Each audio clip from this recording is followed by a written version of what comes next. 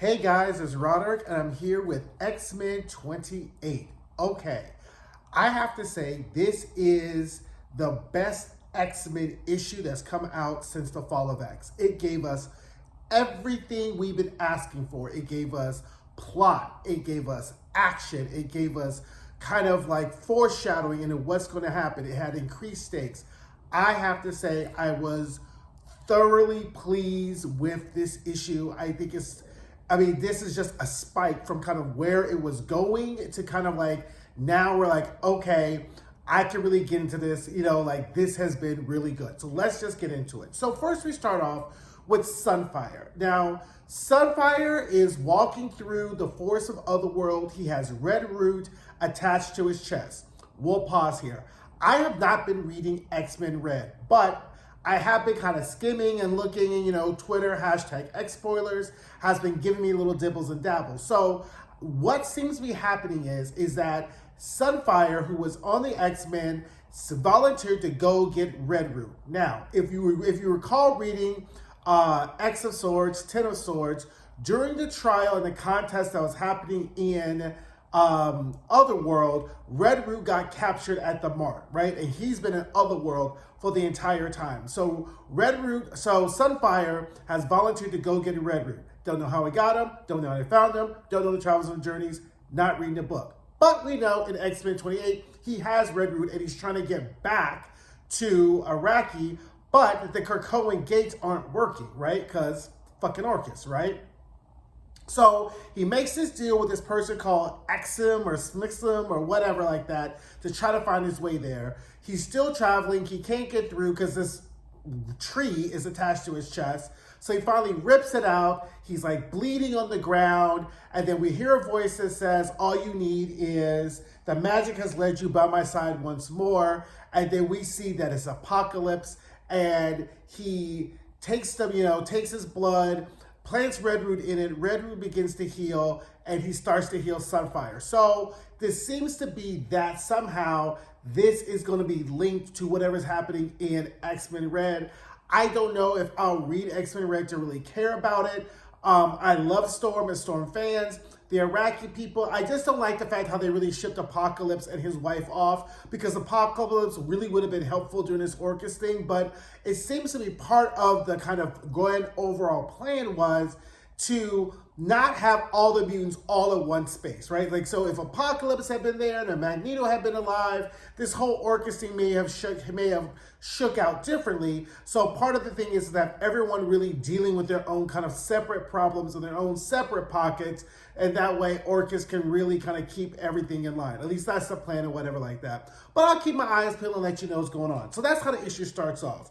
So then at Orchis, Fei Long is complaining about how Dr. Doom is really thumbing his nose at Orchis by keeping mutants out in the open in Latveria and not keeping them inside or suppressing their mutations. And Dr. Stasis is like, well, that sounds like Dr. Doom. And Fei Long's like, we should do something about this. And Stasis is like, what can really Doom do? He's really kind of just pretty much trapped in Latveria, and I'm not trying to fuck with Doom until I get my fucking Juggernaut transfusion, right? Because from last issue, we recall Juggernaut tried to escape, Nimrod was there, and now Dr. Stasis wants to be infused with the power of Juggernaut in order to, be Juggernaut or Juggernaut Stasis or whatever like that, right? Meanwhile, Firestar is doing her best Anna Devane for all you General Hospital fans from the 80s, 90s, and I think she's still on today. She's giving you her best double agent tease, and so she takes a drive and sticks it into the drive,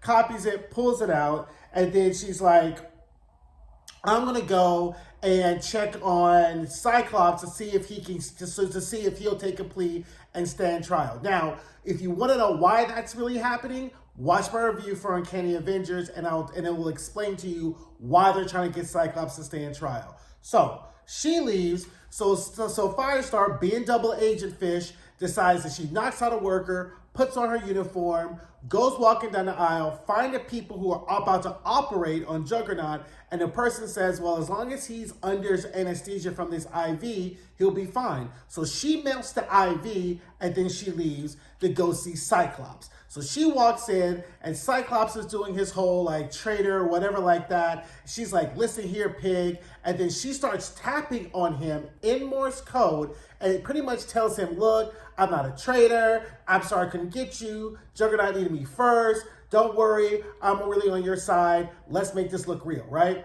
So then she's like, so then they start cursing each other out just to kind of make it play. And then, oopsie, guess what happens? Juggernaut breaks out, right? So Juggernaut comes in, and he's ready to just tussle with everybody. And so then they start to fight, and then she throws the drive in Juggernaut's mouth. And then when he grabs her, she's like, don't swallow that. Take this to the Morlock tunnels. Go right, then left, then down, then left, and right. You'll find the X-Men. They'll know what to do with it. Make this look real. And he's like, oh, yeah, I can make this look real because I'm a hella pissed anyway. You know, throws her down and whatever, right? Juggernaut then delivers the drive to the X-Men, right? And now, okay, the X-Men has some muscle. Juggernaut's part of the resistance. Okay, we're now the bands get together. Like, they're not the full come to me X-Men flying out the sky, but at least, you know, because that whole Sync, Rasputin, Miss Marvel, Kitty team was just sad. It was just very sad looking, right? So now at least we have a team that's forming that's like got some muscle and some stink to it, you know? So they find out that the drive that she put, that Firestar gave them, has the schematics on how to disarm the bomb from Cyclops, and also the location of 5 mutants who are somewhere who actually need help. So they say, right? So Kitty's like, well, I go get them. Laura's like, oh, take Miss Marvel with you. She's like, fine, whatever, right? Meanwhile, back at Orchis, Firestar is all bandaged up, looking like she just got hit by a semi-truck, aka Juggernaut, and Moira is not happy. She's smelling something already. She's like, so tell me again, you may want us to believe that you showed up and that's the day that Juggernaut decided to leave?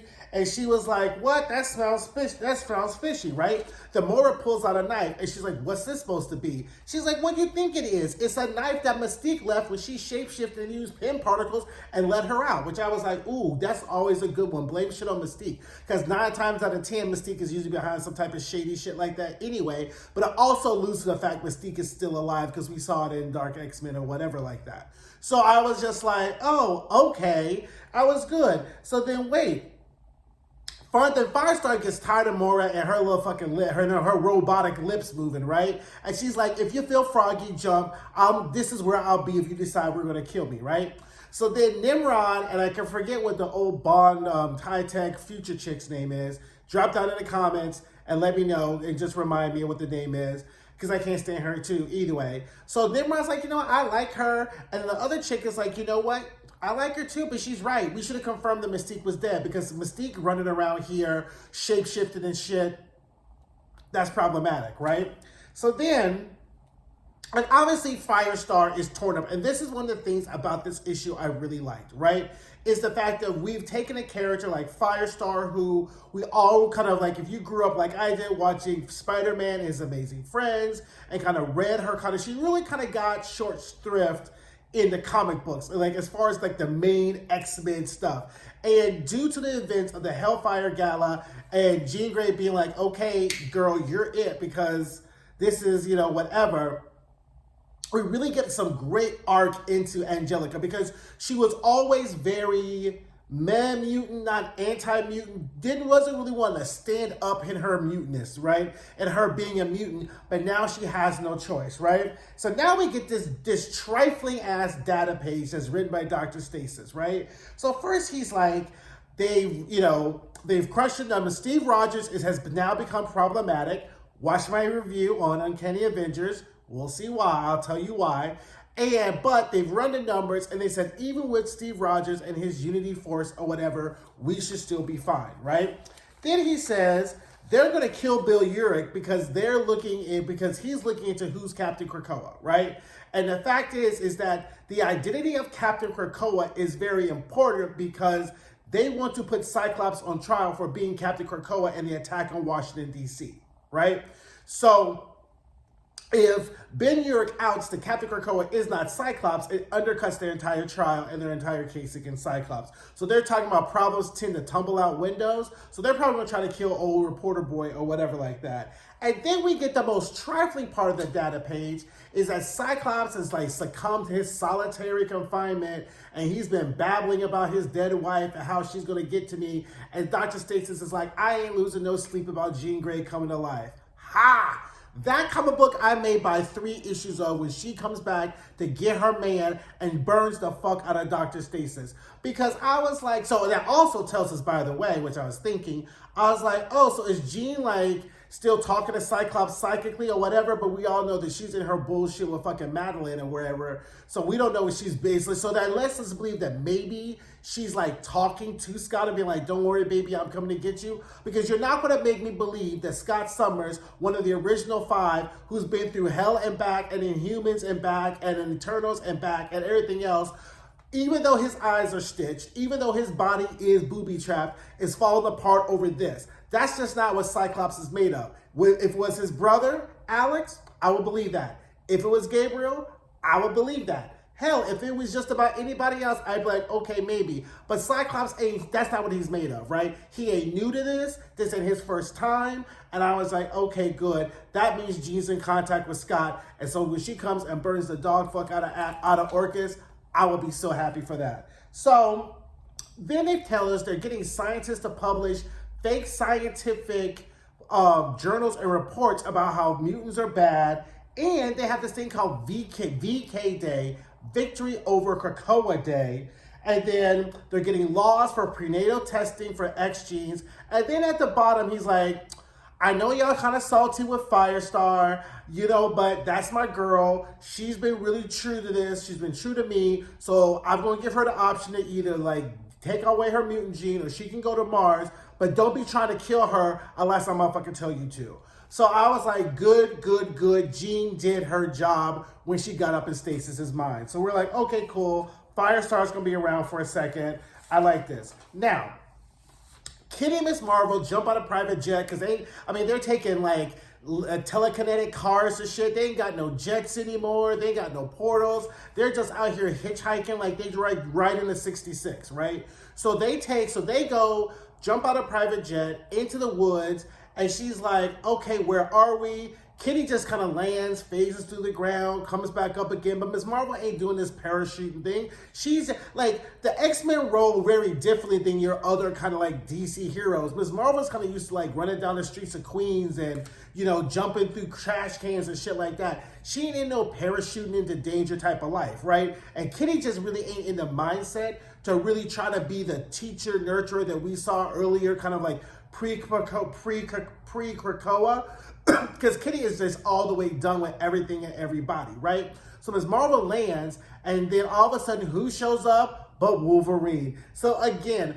I like Wolverine. He's fine. I think people overhype him a lot, but this is the type of shit this X-Men team needs. We got Juggernaut. We got some Wolverine. Like the team is getting back together again, and I'm really enjoying this because they need some stability. They need some umption. They need some pull your panties up and don't you cry. Cry after we win. Cry later. Don't be crying now. Don't be sad in the face now type of shit. So anyway, Ms. Marvel's like, so where are we? Like, I could have sworn we're like Austria, we're like Germany, we're like somebody. And mind you, by the way, we already knew who it was.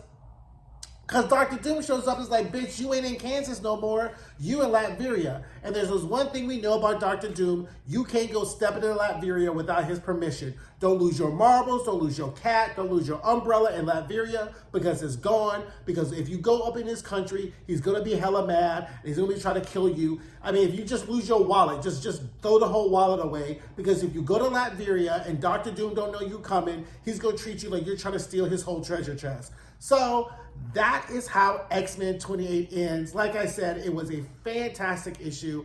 I thoroughly enjoyed it. I'm really excited to see what happens next.